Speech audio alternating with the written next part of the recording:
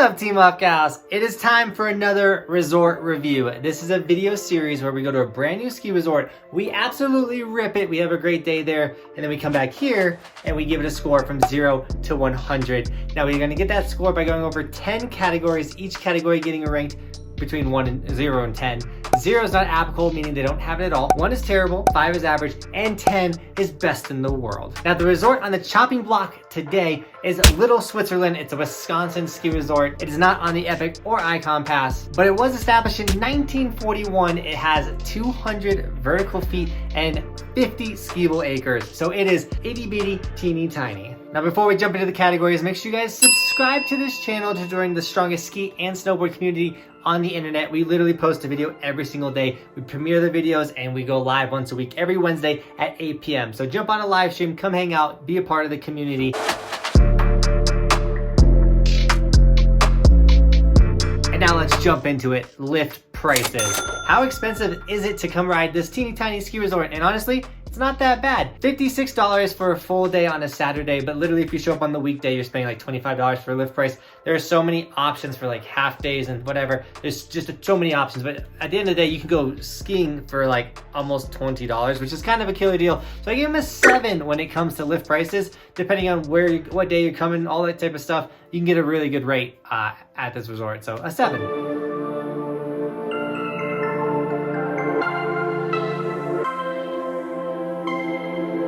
Ease of access. How hard is it to get to this ski resort? And honestly, it's not that hard at all. This is the type of resort that I love, because if you fly into Milwaukee, it's only 35 minutes away. It's right off of Highway 41. So literally there's like no issues getting to this resort. So I gave them a 9 when it comes to ease of access. Super easy to get here.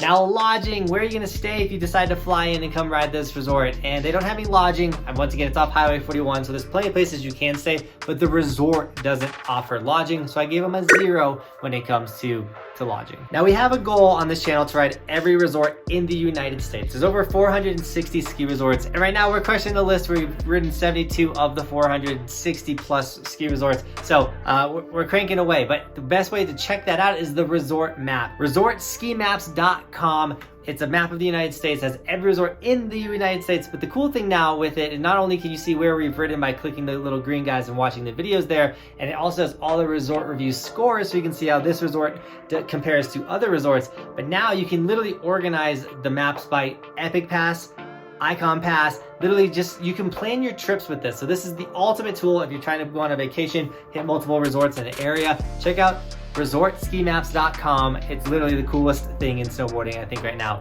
We're trying to build this thing up. So please check out the website.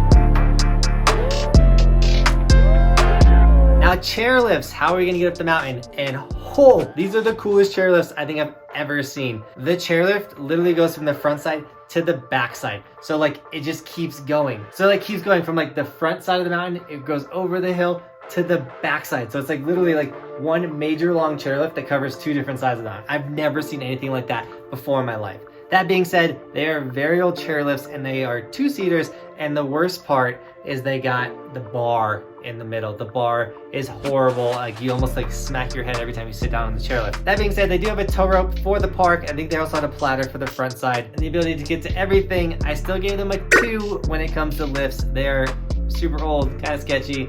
The bar in the middle, that really hurt them. But you're gonna get up the mountain any way you want at Little Switzerland. Why do lifts matter if the runs aren't sick? And sadly, they're not sick. The front side is literally just one whole run in the park. The back side has a little bit of trees splitting stuff up, but it's literally like nothing for runs. So I gave them a 2 for runs.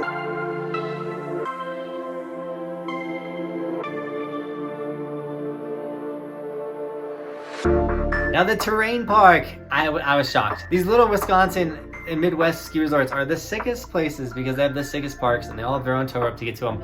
The quality of feature and the quality of jump that Little Switzerland had was like, it would go toe to toe with any Colorado ski resort. The rails were built so well. The single jump they did have was built so well, but I've like watched videos of like their regular season. We came in December, like their mid-season 2 jump, like they're great jumps. Like the park is sick, and once again you have a tow rope so you can get lap after lap after lap in the park, and that's mainly what we rode when we rode there. So I gave them a 4 when it comes to the park. They killed it. That park was sick. Now before we continue, please consider snagging an Evolution sticker. We have a ski version for all the skiers out there, but the Evolution merch is how I fund all these trips. It is self-funded, so if you snag a sticker or any of the hoodies, t-shirts, long sleeves, you know, like hat, any of our merch, guys, just know that's how we pay for all of these trips, guys. So thank you so much for everyone that is snagging all the merch. And if you do snag it, just make sure you tag me on my Instagram so I can give you guys gear and sticker shoutouts in the vlog.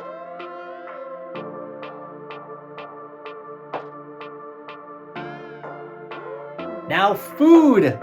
Oh, talk about food. So we ate at Little Switzerland, and they had like a dine-in option, but they also had like this little food court section. We ate the little food court section, got cheese curds, and I've never had a better cheese curd in my entire life. It was like a square, and it like didn't have breading, but it was fried. It was like fried square. It was literally the best cheese curd I ever had. And I'm from Wisconsin, so like I know a good cheese curd when I eat a good cheese curd, and this was literally the best cheese curd I ever had in my entire life. So based on that alone, I gave them a 7 because they have the greatest cheese curds on the planet.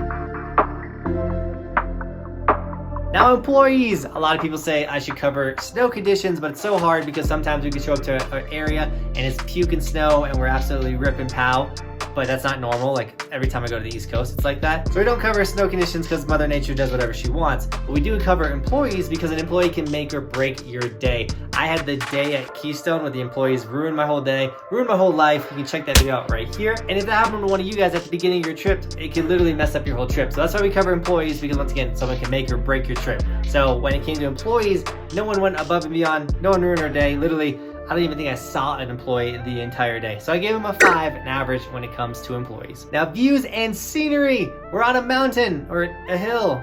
We're in a ski area. There's no views. I gave them a 2 for views. Literally, you can kind of see a little bit. You might get a window of like, oh, that's a little, I'm just a little higher than the stuff around. There's not much going on there. So a 2 when it comes to views and scenery.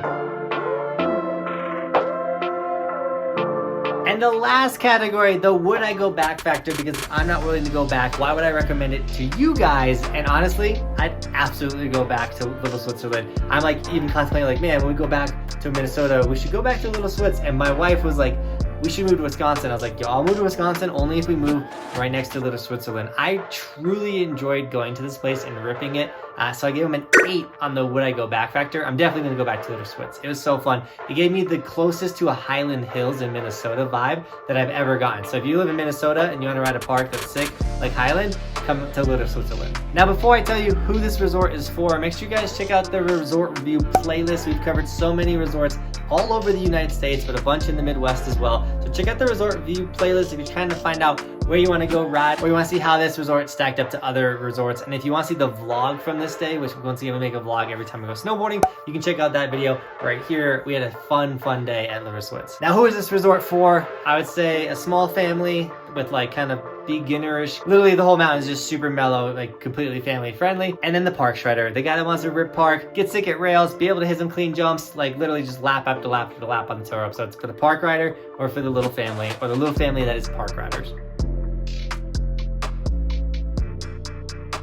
Now I know you guys are like, what did the score out of 100? What is it? But before we mention that, the Khuno Optic Johnathan Buckhouse Pro Model goggles are still available. Top link in the description. Snag yourself a pair of the Khuno Optic Johnathan Buckhouse Pro Series goggles. They're super sick, and I know most people in the Midwest don't wear goggles, but trust me, if you need goggles, they're the goggles to get. $87 goggles, you can't beat them. Now, Little Switzerland, out of 100, got a score of smash like 46, which is an incredible score for a Midwest resort. Literally getting a 0 on lodging. They came out with a 46, which is 4 points under average. Once again, I really like this ski resort. I know the rating system doesn't totally fare well for these smaller ski resorts. It's more kind of meant for the big dogs, but still, a 46 is incredible. So with that, Team Buckhouse, thank you so much for reviewing a resort with me today. And as always, thanks for watching. Keep evolving. We'll see you guys tomorrow with another video.